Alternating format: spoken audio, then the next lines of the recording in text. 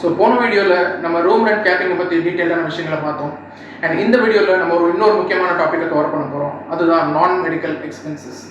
So இப்போ recent டைம்ஸில் room rent கேப்பிங்கை பற்றி கூட மக்களுக்கு ஒருத்தருக்கு அவேர்னஸ்ன்ற ஒரு விஷயம் இருக்குது. பட் இந்த நான் மெடிக்கல் எக்ஸ்பென்சஸ் ஒரு ஹிடன் சார்ஜஸாகவே மக்கள்கிட்ட போய் சேருது.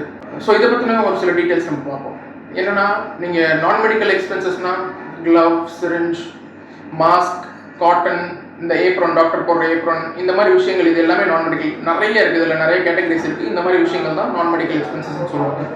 ஒரு சினாரியோவில் நம்ம ஒரு ஹாஸ்பிட்டலைசேஷன், ஒரு 10 நாள் ஹாஸ்பிட்டலைசேஷன் ஆகும்போது ஒரு டாக்டர் வந்து ஒரு நாளைக்கு ஒரு 3 டைம் விசிட் வராங்கன்னு வச்சுக்கோங்களேன். 3 டைம் அவங்க வந்து போடுற க்ளவ், அந்த மாஸ்க், இந்த ஏப்ரான் இதெல்லாம் வந்து டிஸ்போசபிள் ஐட்டம்ஸ் தான். ஸோ ஒரு நாளைக்கு 3 தடவை யூஸ் பண்ணும்போது ஒரு 10 நாளைக்கு அது 30 தடவை யூஸ் பண்ணுற மாதிரி ஆகுது. ஸோ இந்த மாதிரி விஷயங்களும் உங்கள் பில்லில் ஹிடன் சார்ஜஸ் ஆட் ஆகுது. அண்ட் அது கிளைம் வரும்போது நம்ம கையிலேருந்து கொடுக்குற மாதிரி தான் ஒரு சுச்சுவேஷன் வருது. இது நம்மளுக்கு அறியாமலே நடக்குது.